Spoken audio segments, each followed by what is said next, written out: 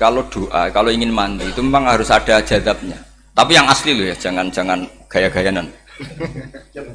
Ya asli betul, yang nggak khilaf memang asli. Itu ada seorang wali doa di depan Nabi itu begini, ya Allah, saya harus jadi orang soleh. Allah diharuskan itu kan nggak sopan ya. Ya Allah, saya ini harus jadi orang soleh. Kenapa?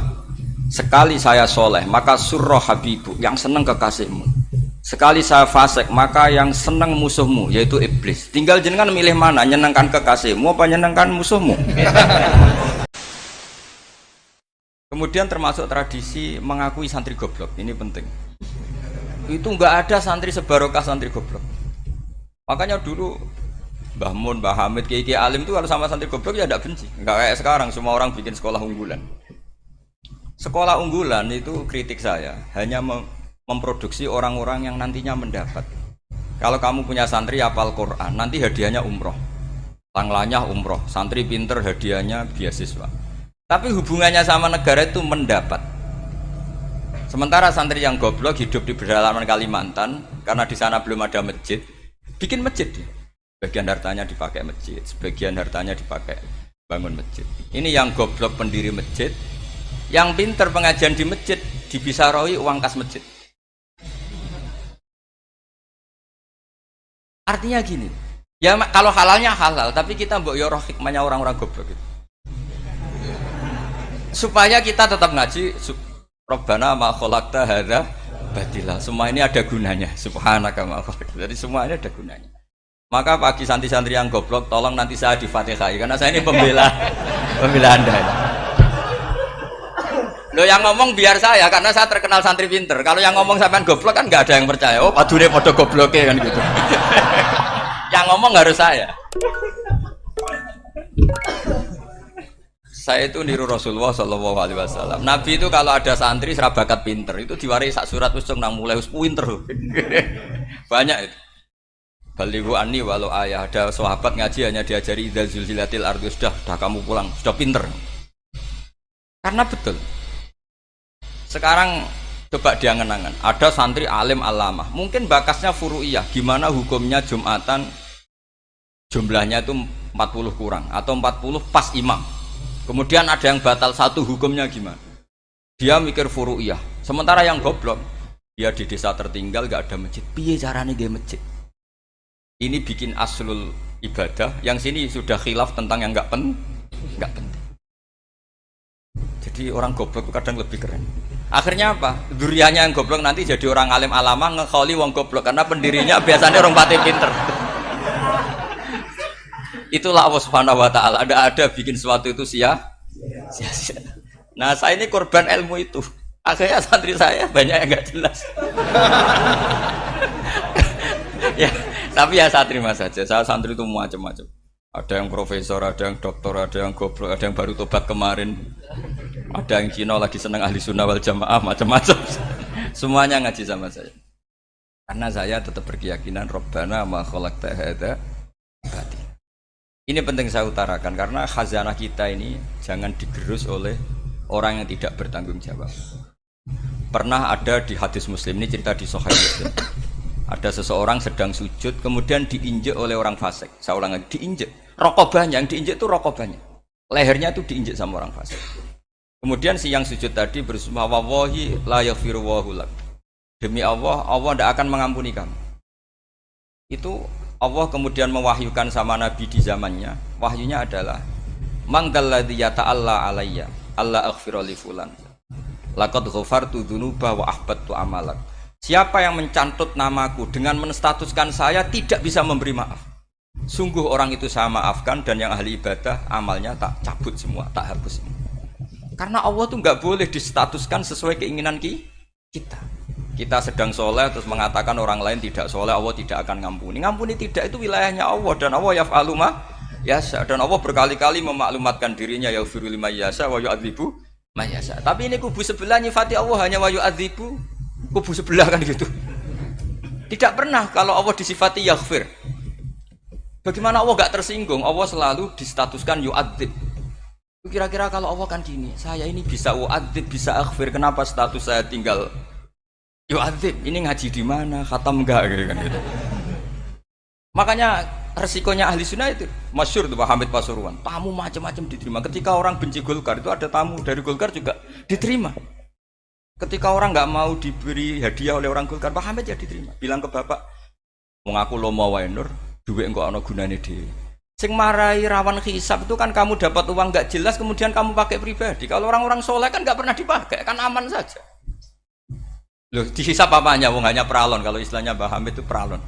Datang diberikan orang lagi, datang diberikan lagi. Kalau kena kamu kan hisab.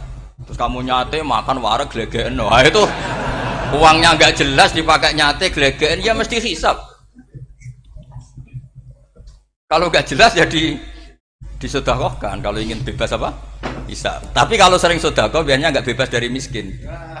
Tapi kalau kamu wali kan tetap ya Pak Hamid itu masyhur bisa kok. Tapi kan nggak jadi miskin. Kamu nggak terkenal sakok tapi miskin.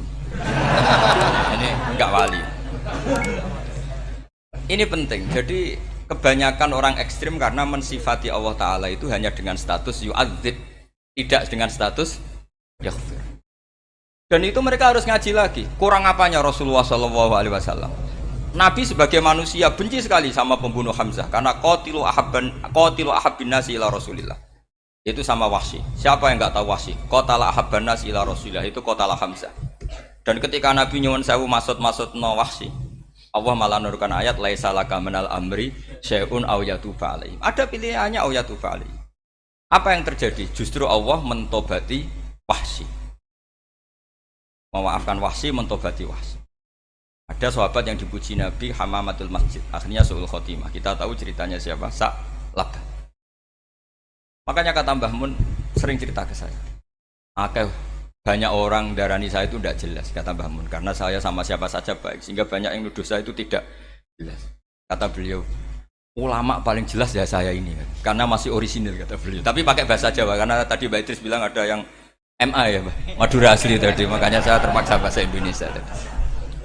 Kata Mbah Mun, ulama paling jelas ya saya, karena saya menyikapi siapa saja baik. Karena di hati saya hanya membaca laisa laka minal amri syai'un aw yatuba alaihim aw yu'adziba.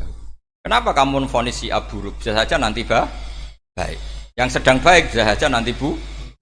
Kalau nasib seseorang nggak jelas, kenapa kamu sikapnya jelas? Nah, ini orang-orang nggak ngaji itu memaksa orang lain jelas. Ini kubu sebelah pasti salah, ini pasti benar. Wong manusia kok dipasti-pastikan gimana? Kita ini tidak nabi. Kalau nabi maksum pasti benar. Kalau sampean apa? Maksum bisa. Jadi ketidakjelasan para ulama ini berdasar konstitusi tadi bahwa itu wilayahnya Allah. Ini penting saya utarakan. Jadi penting sekali. Jadi orang yang sedang fasik sekarang bisa saja nanti tobat. Yang sedang sekarang soleh bisa saja nanti masalah. Hingga Rasulullah tetap mengajarkan ya muqallibal qulub tsabbit qalbi ala dinik. Jadi kalau ngaji itu khatam. Khatam itu begini misalnya ya. Saya pernah ngaji Ihya, belajar Ihya khatam. Bahkan saya punya takrirannya berdasar kitab Ithaf, sarahnya Ihya. Kalau ingin tahu sanadnya sarah Ihya, ya misalnya Gus Idris ini, oleh Idris ngaji Mbah Hamid Pasuruan, ngaji Mbah Dimyati. Mbah Dimyati ini ngaji sama kakaknya Kiai Mahfud Termas. Kiai Mahfud ngaji sama abahnya Kiai Abdullah. Kiai Abdullah ngaji sama abahnya Kiai Abdul Manan. Kiai Abdul Manan ini mulazim terhadap Sayyid Murtado Az-Zabidi. Jadi kalau santri Salafiyah ini ya kira-kira topkoh Sabiah.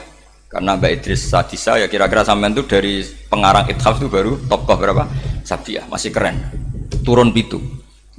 Masih kaya lah. Lah kamu kok miskin? Turun ke wolu katanya kan. Jadi nanti kalau masih keren. Itu sampean ngaji kitab kalau khatam. Saya ulang lagi kalau khatam.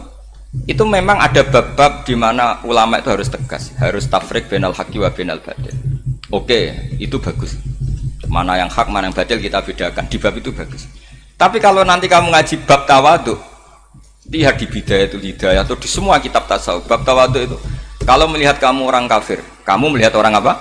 Kafir. Ini aso ma'akufri, ini maksiat wajar dia kafir. Saya ini muslim kok maksiat. Fadam bi akbah, maka dosa saya lebih buruk. Melihat orang tua, mesti ada aksaru ibadatan. Ini lebih tua, mesti ibadahnya lebih banyak. Nanti kalau melihat anak kecil, ada asgharu minni sinnan, pasti maksiatnya banyak saya. Jika terus evaluasi gitu sehingga nggak pernah takabur. Misalnya di sini, saya ini kan gayanya keren, duduk di atas sampai di bawah. Gayanya tok. Hakikatnya sampean lebih sombong karena memerintahkan saya. Jadi panitianya itu, makanya saya merasa tawadhu saja meskipun berdiri. Karena hakikat saya ini makmur, diperintah. Panitia ini, penyelenggara ini amir, pemerintah. Kira-kira sombong mana? Itu sekali saya tidak memaafkan, finnar itu.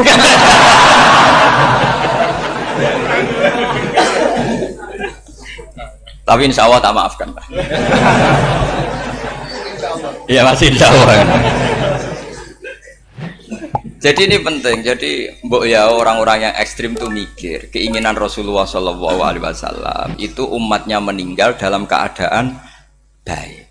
Makanya benar tadi, notulen tadi. Kalau doa, kalau ingin mandi itu memang harus ada jadabnya. Tapi yang asli loh ya, jangan gaya-gayanan. Ya asli betul, yang nggak khilaf memang asli. Itu ada seorang wali doa di depan Nabi itu begini, ya Allah saya harus jadi orang soleh. Allah diharuskan itu kan nggak sopan ya. Ya Allah saya ini harus jadi orang soleh. Kenapa? Sekali saya soleh maka surroh habibu, yang seneng kekasihmu. Sekali saya fasik maka yang seneng musuhmu, yaitu iblis. Tinggal jenengan milih mana, nyenengkan kekasihmu apa nyenengkan musuhmu. Akhirnya dapat aku ya sudah soleh aja, soleh ini kok doa kok neror orang ini. Kira-kira gitu. Jadi ya Allah saya harus jadi orang soleh. Kalau saya jadi orang soleh surroh habibuk, yang seneng kekasihmu. Kalau saya jadi orang fasik yang seneng musuhmu. Sedangkan tinggal milih saja, menyenangkan kekasihmu apa menyenangkan musuhmu. Kira-kira Allah seneng mana? Seneng menyenangkan. Wah itu doa paling mustajab. Tapi syaratnya harus anti bikolbin dan dari ijazah nggak mandi, itu ijazah nggak mandi. Maka ini tidak saya ijazahkan. Nanti kalau kamu ngalami isak sendiri, ngalami wujdi sendiri, terus ngalami itu, insya Allah makbul. Ini mau gaya-gaya nan copy paste nggak diterima itu. Jadi wali-wali dulu itu kalau berdoa itu sederhana, tapi dari hati yang paling dalam. Makanya Nabi Musa itu terkenal. Orang paling seenaknya sendiri dan Nabi Musa hubungannya dengan Allah. Tapi sama Allah dimaafkan karena orisinil, tidak bikin-bikin. Rasulullah juga itu. Kalau sudah marah itu doanya gitu. Cuma celakanya ditiru Nira Warisman dulu itu. Nabi itu ketika perang Badar itu jelas kalah, nggak mungkin menang, sudah jelas kalah. Nabi hanya 313, orang kafir 1000 dengan perlengkapan apa? Sudah lengkap semua. Setelah perang dilihat itu jelas kalah. Seri awal yang memang kalah betul. Doanya Nabi apa? Allahumma intuhlik hadil isobah lam tu'bad ba'dal yaum. Pun Gusti silahkan bikin kalah, tapi ra ono sing roh najenan pangeran. Bon lahiran jenazah di pangeran, serano sing roh. Enggak ada ibadah. Intuhlik hadil isobah lam tu'bad ba'dal yaum. Kalau engkau menghancurkan kelompok saya ini, jenengan sebagai Tuhan tidak ada yang nyembah lagi. Karena yang nyembah tinggal kelompok kita. Tapi yang ngendikan Nabi, kalau kamu niru tidak bisa.